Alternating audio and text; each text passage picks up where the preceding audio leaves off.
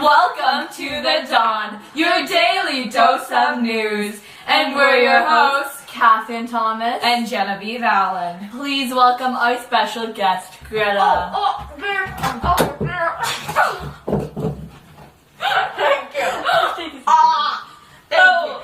Thank you. Greta, please tell us a bit about yourself. Well, here's the thing here. I was put in a capsule in 1443 at 106 years of age and kept in there until just 2 weeks ago. So technically, Why would I know? 689. That's it. 689 years of age.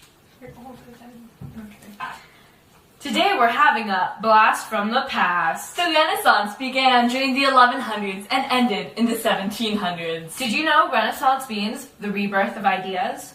When I was younger, there was a very rigid social structure, and I mean rigid. At the top were the monarchs. They were the richest of the rich. Below them were the nobility. They were the lords, the dukes, and sirs. In the middle were the knights like my father. They were usually the youngest of the kids of the nobility. Underneath them were the journeymen and freemen.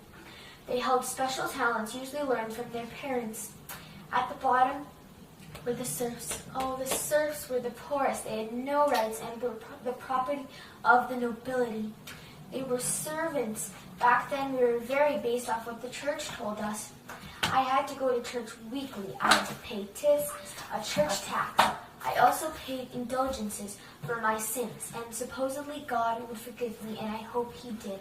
Wait, why did the church hold so much power? People didn't know any better, dear. During 1347 in Europe, an illness fell that killed over 25 million people. The original cause was rats carrying fleas. When they came in contact with people, the disease spread quickly, eventually spreading all across Europe. Luckily, I was not one of them to catch this disease, as I was located with nobility as the daughter of Sir Lancelot Lamorak.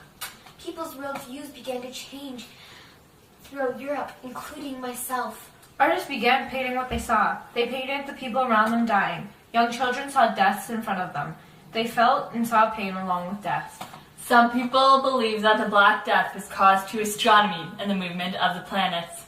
The church said it was a punishment from God. They made people pay indulgences for their sins. The priest said that God would forgive them and they would be safe from the plague. The result was also blamed on the devil or magic. Others believed burning incense would purify the air and keep the plague away. Artists were dying, and the skills went with them. Those who held skills became more valuable than the nobles themselves. The once rigid social structure began to fall due to artists and peasants demanding higher wages. Some even left their jobs in the middle of the night. Finally, some common sense. Am I right? I remember everyone began losing faith in that church, and they lost leadership and authority over us. Some of the servants that lived with me started leaving. Before one of the serfs left, I remember her telling me, "Death is catching up to us. Just promise me one thing, young child. Live every day to the fullest." I woke up the next morning and she was gone and never came back. All our crops began to die because my father didn't know how to take care of them. Our manor began to collapse. Buy the prints today, and we'll send you 2 copies. You can give both copies because you're selfish, or give one to a friend. That's 2 whole copies just for you. Call 1-800-3253 today for your order. Printed using Johann Gutenberg's printing press somewhere in Europe. We are not responsible for any damage during mailing. Disclaimer notice, you will only receive 2 books if you order 2 books, because we're too poor to throw in free books. Each copy is $1,000. Line painting right now and get 10% off. That's 10% you can spend on other things such as books to further your education. Plus, we'll throw in a free carved banana. Call 1-800-537-9714. Remember, supplies are limited, so order now. That's 1-800-537-9714. Welcome back to The Dawn. Now let's focus on Florence, Italy. They weren't affected by the Black Death because unlike the rest of Europe, they had community baths, sort of like our pools. A powerful family lived in Florence, the Medicis. They were wool and silk merchants. They would become friends with wealthy families, marry into royal families, or acquire important church positions for power. They controlled Florence's government for over 300 years. They did anything to gain power. Many people in the family died due to unnatural causes by other family members. Isn't that pleasant? But why? Anyway, they would kill each other to eliminate competition. Fast forward to 1475. On March 6th, the great artist Michelangelo was born. He was born in Caprice, Italy, although moved back to Florence with his family, which he calls his true home. He crafted great works like the Pieta and the Statue of David. He changed the art world by carving his name into the back of the Pieta. Because back then, rich people would hire artists and take the credit. People threw rocks at his statue thinking they were rebelling against the Medicis, but because that's who hired Michelangelo. That night, Michelangelo locked himself in a chapel with a light and began to carve his name. Although Michelangelo lived past the average life expectancy, he died when he was 88.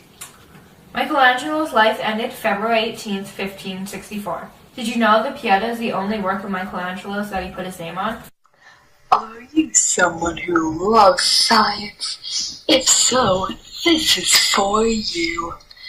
Order your telescope right now and get $20 off. You can stare into the stars or even into your crush's eyes from across the room. Call 1-800-797-4201. That's 1-800-797-4201.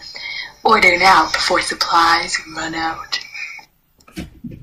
Welcome back to the dawn. Now let's talk about science during the Renaissance. People began becoming fascinated by anatomy. It began to be popular around 1480. Back then, dissection of the body was done in secrecy. Why? Did they want to talk to the spirits in private? Hello, ghosts? Are you there? Well, it wasn't yet legal, but then later, when people began doing dissections more openly, dear, let's keep this rolling. Artists wanted to bring the bodies back to life through paintings. They wanted to understand the body and its movements. The most important parts of the body was the fetus, arms, thorax, head, and heart. Leonardo da Vinci was one of the many artists to study anatomy. He used it to keep him distracted from where he was. He used human anatomy to understand mechanical problems. Da Vinci now was curious to what was underneath the skin and the bone structure itself. He would use that information to make art more realistic. Hospitals allowed Da Vinci to use dead bodies for his studies in 1510. He sketched what he saw, eventually ending in over 200 drawings. Although this is very interesting. That's all the time we have for today. I've been your news anchor, Catherine Thomas. And I've been not helpful. And I'm Greta. The moon begins to glow. The world begins to flow. When the sun begins to rise, it brightens up the skies. Then comes the dawn, your daily dose of news. We must go now, but we'll be back soon. We'll return after the moon. That was so good. We got